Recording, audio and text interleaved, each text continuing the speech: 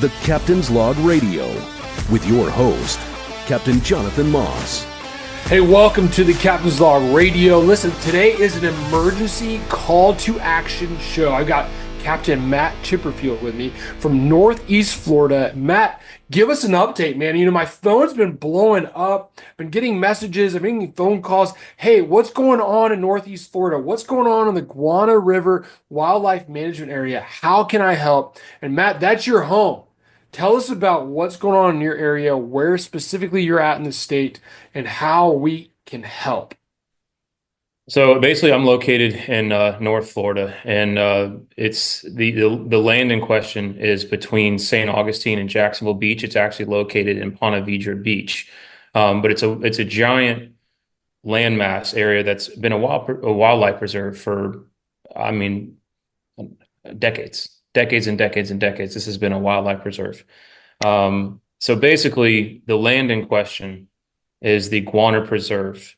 The Guana Preserve is a peninsula landmass between the Intracoastal Waterway, the Guana River that comes in south and then flows north into what is called the Guana Lake, or what I call the Guana Lagoon. The Guana Lagoon is cut off from navigable water by a dam that was put there in 1961. And that dam being put there drastically changed the hydrology of that river in that upland area in the lagoon or lake.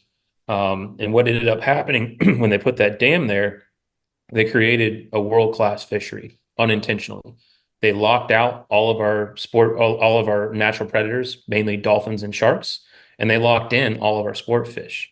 So we have an abundance of really large speckled sea trout, which is what I specialize in targeting, trophy-sized sea trout. We also have a lot of redfish, a lot of black drum, and a lot of flounder in there. And if you go far enough north, you go into a fresh watershed and you find gar, you find bowfin, you find even largemouth bass way up there. Wow. And all of this land is surrounded by the wildlife preserve. Most of the land is on the west side of the Guana Lake, which is the Guana Wildlife Preserve.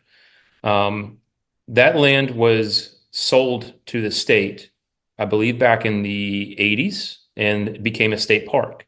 And then over time, they changed the designation from a state park to a wildlife management area. But all of that land from the tip of Guana all the way north, it's about probably a 14, 15-mile section of land. That's about, I believe, around just over 10,000 acres of land, is all wildlife preserve. It's conservation land. And there is a section, a 100-acre section on the north end that is privately owned land, but it has conservation easement placed on that land. And that land was previously owned by the Ponte Vedra Corporation, which was the group that sold the rest of the land to the state to be protected. And they held onto that little chunk of land with a small cabin on it for parties and events and, basically a venue. And then a few years ago, they wanted to sell that land. And the only people who could afford to buy it were developers. But they couldn't develop the land because it was conservation easement. So we have had a couple instances where they wanted to develop that 100-acre section. The most recent one, I believe, was like 2019, 2018. And that's when the group called SafeGuanaNow.org was created, which is a bunch of locals like myself, residents, outdoorsmen, fishermen, duck hunters, everyone that got involved that wanted to, oppose this development. And it worked, and they kind of stopped. Then the land was sold to a private entity that they kind of tried to disguise who it was. And we came to find out that it was a developer. And now what we're finding out is here we are in 2025.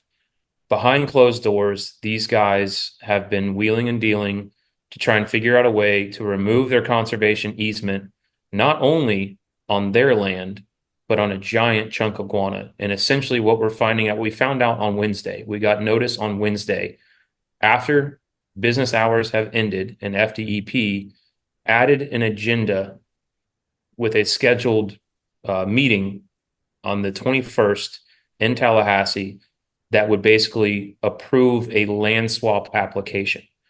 The owner of that private chunk of land, 100 acres on the north side, applied to the state with FDEP and the Acquisitions Reclamation Council to do a land swap.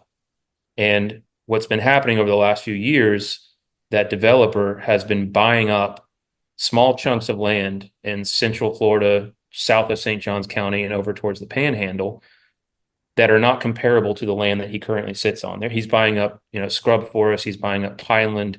It is wild land, but as far as the value of the land, it's not nearly as high as the land in Guana that is coastal marshfront property, pristine And water. part of that property, part of that land he owns is inside of the wildlife corridor, which Exactly. makes it valuable to the state, which is why he's going after it with this land swap. Yes. And so the land swap deal would essentially give 3,000 acres of land to the state, and the state would give him 600 more acres inside of the conservation land. And this is state public land. This is public land that has trails in it. It has all sorts of endangered and protected species in it: gopher tortoises, roseate spoonbills, indigo snakes, white-tailed deer, turkey, and it's got North American alligators in the water. There's 200 species of wading marsh birds and ducks and waterfowl. And it would be right on the waterfowl hunting area that they hunt in the north end, not even including all the fish inside the lagoon that would be impacted by this development. So essentially, he is going to do a land grab and grab 600 acres of land inside of conservation land. And when they do that land swap, what would happen is his conservation easement on those 600 acres would be lifted, which would immediately open up any of that land for development. Yeah. And at that point, it's game over. Like, there's nothing that we can do to stop him.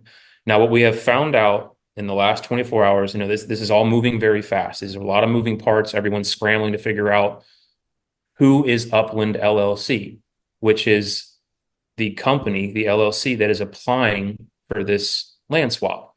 If you look them up, you won't find anything because they were just recently created, which made all of us think this is probably a shell company. Somebody's hiding behind this LLC that was more than likely created by lawyers, and the lawyers aren't going to tell you who created the LLC.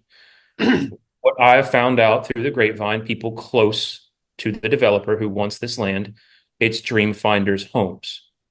And more specifically, it is the president, CEO of Dreamfinders Homes, Patrick Zalewski. And he wants to put a private golf course in the middle of a nature preserve surrounded by homes. So essentially, that 600-acre plot would become a golf course and homes. He would clear cut nearly everything and turn it into a golf course right in the middle of preserve, which is extremely comparable to what we just dealt with the state parks fiasco a few months ago. That created a lot of uproar. And how are we going to put golf courses, pickleball courts, and developments inside of state parks that are public lands? That's not okay. And now here we are several months later dealing with a very similar issue. The method of operation is a little bit different in the sense that this is a land swap, not so much just outright development. But we all know that this is what this is for. He's wanted to develop this area before. Before it was just 100 acres. They were going to put about 70 to 77 homes on that acreage. Now he not only wants to develop the 100 acres, he wants to grab 600 more acres, giving him a total of 700, all for development. So that's currently what we're dealing with. And he's doing this on top of a pristine habitat. Like, I cannot stress that enough. Guana is one of the last true vestiges of wild lands that we have left in North Florida. It is a direct line to the old Florida past. The tree line, the landmass has never been developed. The only people that actually lived in there were Native American Timucua, our local tribe. There's historical and archaeological significance inside the land. We know that there are artifacts in the land. And in the proposal that they put forward to the state, they are claiming there may be a few gopher tortoises on the land. There may be a few indigo snakes on the land, but not a lot. That's the only impact assessment they've done. They haven't done any impact assessment, no mitigation assessments. They've done no searching for archaeological facts or significance up there. They've done nothing. And they're just trying to slide this through real quick. Giving a 1 week notice for constituents. And it's not even really 1 week. It's more like 6 days because they slid in at on like Wednesday night. 5 o'clock on Wednesday after all these organizations have closed their doors after operating hours, so we can't immediately respond to all this. And luckily, huge shout out to the Audubon Society for their watchdogs who look for things like this, and they caught it. And then the Audubon Society immediately posted it, created a petition that you can go find and you can go sign. If you go to their Instagram, it's in their Instagram bio. I believe it's on their website too. It's also on saveguananow.org where you can go sign this petition. And that's all well and good. Like, a petition is great. It's a lot of people that can sign up really fast and put pressure on things. But I'm going to be releasing all the email addresses to the ARC council members that will be making the final decision on Wednesday morning at 9 a.m. in Tallahassee. That's the other really shady part about this, is that they're doing it with basically a 6-day notice. And then the meeting is at 9 o'clock in Tallahassee on a Wednesday when everyone's going to be at work. So there is a webinar address also that you can sign up for the meeting on saveguananow.org. You can go there and sign up for the webinar if you can't physically attend. Even just the act of signing up for this webinar, them seeing a lot of people signing up and paying attention to this, will be a good thing.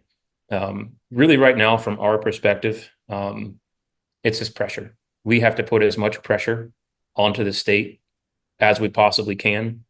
Social media is a great way to do that, with all these people that are starting to pick up on these posts and sharing mine and sharing the other organizations that have gotten involved in this. Captains for Clean Water, the Mill House, they reposted today. We have a lot of people in Central and even South Florida that are reposting, content creators that are making videos about this, much like they did with the state park situation. So word is getting out. Things are moving quickly because they have to, but we're still on a very dangerous timetable. It's a lot. Well, what I don't appreciate is that timetable. It's, hey, let's slide this thing under the rug. Let's get this passed and through, get this land swapped, and not allow anybody to an opportunity to speak up. So this is why it's so important. And we'll have links in this video description. If you're listening on Spotify, go to the description. If you're listening on any of the other platforms, go to the description so you can find the links. Visit these social media platforms. Go to Instagram and check out Matt. Matt, what's your Instagram handle? Is it Cap Matt Chipperfield? CAPT.Matt.Chipperfield, Captain Matt Chipperfield. Go all, and I'll put links on my page as well. We need to take a stand. Our voice needs to be heard. We need to come together. This isn't a fishing issue. This isn't a hunting issue. This isn't a I love birds issue. This is a we love old Florida. Whether you hunt, fish, you love birds, you love hiking trails, you love getting an old Florida in the nature. We don't need any more development. I'm not against people moving to the state. But what I am against is us tearing apart preserves, tearing apart wildlife management areas, tearing apart natural habitat for more homes. For one thing, greed. This is a greed grab. Greed is what ruins stuff. It doesn't matter what industry, where you live, what country, greed ruins things. And there is only one person who will benefit from this, and that's the developer. It is the CEO. Patrick Zalewski is the only person who will benefit from this development and this land grab. Crazy enough, I mean, a lot of stuff is coming at me right now with people coming out of the woodwork who are giving me information about who the developer is and what's happening and all. I've had friends of his reach out to me and tell me, like, everyone is against this. Nobody outside of his development company is for this. I've had people from all walks of life, Democrats, Republicans, hunters, locals, bikers. Like you said, it doesn't matter who you are. No one is for this. No one wants this except for the guy who's going to make a ton of money off of that marshfront property. And he's the only one who's going to benefit. Meanwhile, we're giving away another chunk of state lands that belong to me. They belong to you. They belong to us. And he's going to get all of it and privatize it. And now we can no longer use it. It's going to be a complete detriment to the ecosystem there. It's going to wreck the waterway. And if he puts a golf course in there, that's worst case scenario for Guana Lagoon and the fishery. We all know how that works in South Florida with nutrient runoff. You're going to have an algae bloom, and Guana Lagoon is non-tidal. It doesn't move. it's just going to blow up inside of there, and then the fishery collapses, and we can never fish it again until maybe one day it recovers. But it probably won't if that source of pollution is still pumping all that into it. So If you're familiar with the Indian River Lagoon system, the northern end of the river, if you're familiar with Mosquito Lagoon, same situation where there's no tidal, there's no water movement, there's no current. It only moves with the wind. And when you have that development around those bodies of water, those estuaries, you have the runoff, you have the sewage that gets put into our systems. That's what's feeding these algae blooms, which and then turn kills all of your grass. The water goes from crystal clear to yoo-hoo and chocolate milk. You can't, it's the photosynthesis can't occur. Sunlight can't penetrate the bottom. The grass dies. Now you're losing your home for all of your bait fish, your crabs, your shrimp. And now your fish are leaving. Your fish are dying. Your manatees. If you're a manatee lover, manatees are dying years ago in the lagoon system because of lack of food, lack of grass from these runoffs and these algae blooms. And that's exactly what could happen in this area if this happens, if this preserve gets torn apart and is developed. And that's just the lagoon. You're not even looking at the landmass itself that is Yeah, composed of oak hammocks, palm hammocks, 100-year-old pine trees. I mean, it's an outdoorsman's paradise. And yeah, the shame of it is, it's this kind of place is what makes Florida Florida. And the more of these things that we take out and that we develop, we have less of Florida left. yeah. People that are It- coming here and are moving here, they're coming here because Florida is beautiful. We have these outdoor spaces, we have these outdoor opportunities for both myself and, like you said, your children and future generations. And we start taking out pieces of this here and there to where it becomes yeah. this massive development. There's nothing left here that makes Florida Florida. They Eventually, stopped we'll be able to do they it. stopped building land a long time ago, buddy. I You mean, that's know, the and only thing to make of anymore is land. And this is why this is a big deal. It's a land grab. And if they develop this and this, the scale of the development they're looking at in there, it's going to absolutely crush the ecosystem. And well, there's my nothing. sources are telling me that FWC knew nothing about this. They found out when we found out about this. I have another source that reached out to the Commissioner of Agriculture today, and he's getting information. I'm waiting on a phone call to find out how that meeting went today. There's so many things going on behind the scenes. And again, we cannot stress enough. If you care about this area, if you care about Old Florida, visit the website, sign up for the webinar, go to Tallahassee on Wednesday if you can afford to be there. Make your voices heard, stand together, stand alongside of us. They can't stop us if we're all together with one giant voice. No. That comes down to the pressure, public pressure. Make these people feel the pressure. I mean, Yeah. no one's heard. I mean, the ARC Council today, Travis Wilson of All Florida, he's pretty plugged in with some of these people. He talked to 4 of the ARC council members today. They didn't hear about it either. All the information that we as the public got, they got at the exact same time. So this has been happening behind closed doors. This is very Yeah. coordinated and extremely shady. And legally they were bound to give us a 7-day notice, and they technically did. They could have given us a 30-day notice. They could have given us months notice if they really wanted to know how we feel about it, but they don't care That how we feel about it. speaks volumes. You just said it because they don't care. They don't That's it care. right there, buddy. You nailed it.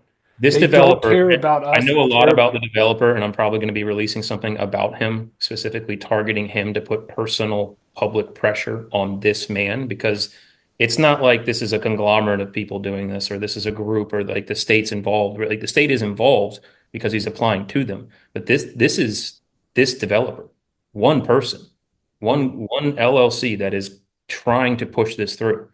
And he's the only person that would benefit. He's the only one that wants to see this happen.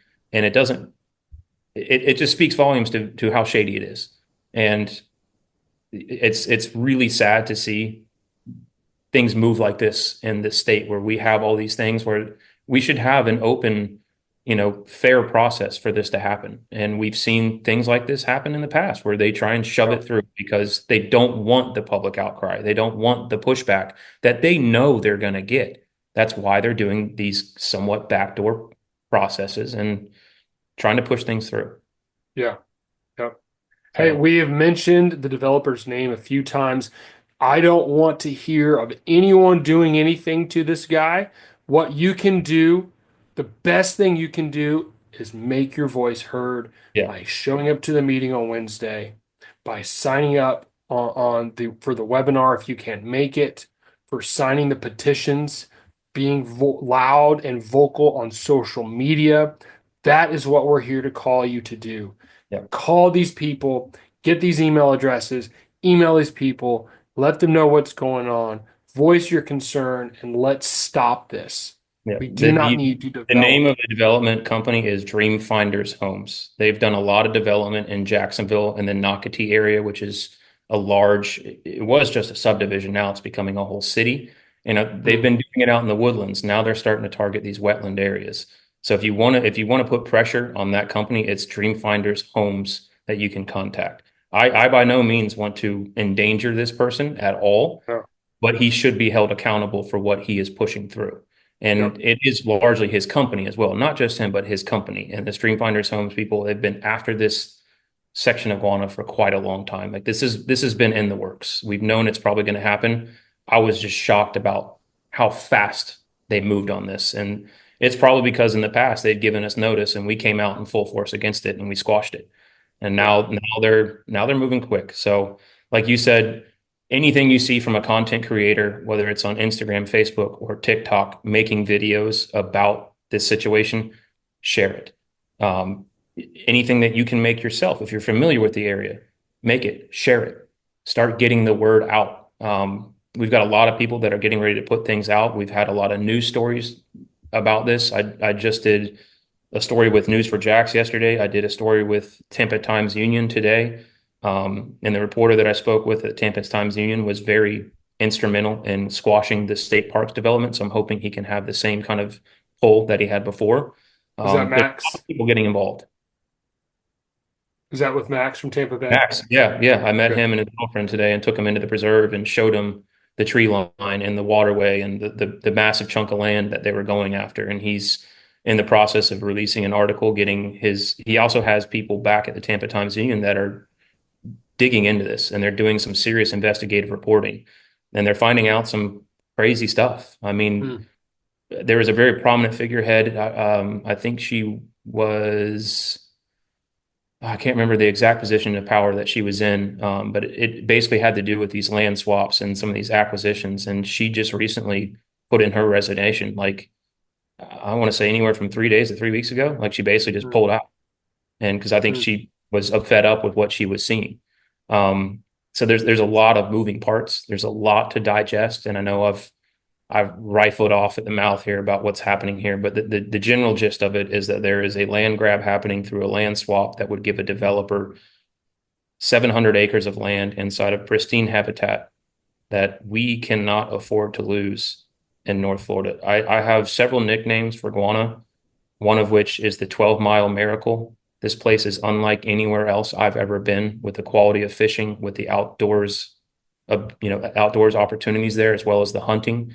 I also call it the oasis. It's kind of an oasis shaped by Salton Sea. This place is very, very special. I mean, just today when we left the boat ramp with Max, we saw, I think, 25 different species of wading marsh birds and protected birds, bald eagles, and all the other stuff I mentioned. We saw, I think, 6 or 7 alligators. And this is all in just a 1 mile stretch that I pushed into today, not including the rest of the entire property that they're looking to develop.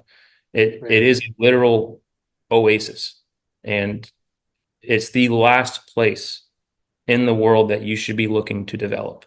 There's plenty of other places that you can target for this development that you probably won't get the same kind of pushback, because I'm not the only one who sees the potential in this place for the opportunities it provides the public. I mean, this place is why I became a guide. I went in there as a college graduate on paddle boards and started catching outstanding fish and realized that this place is different. And then I started competing in tournaments and won some tournaments fishing in that lagoon. And then I steamrolled that into a charter business. And then I picked up a boat, and then I ended up getting a second boat. And like, this place is responsible for who I am. It's an extension of myself. And I'm not the only one who feels that way. Guana is almost mystical at times with what you see in there and how it feels and the direct connection you have to old Florida. I mean, I get goosebumps just talking about it now. Like an early morning in Guana when the fog is hanging low on the water and fish are eating and animals are moving around on the bank and you've got a full moon.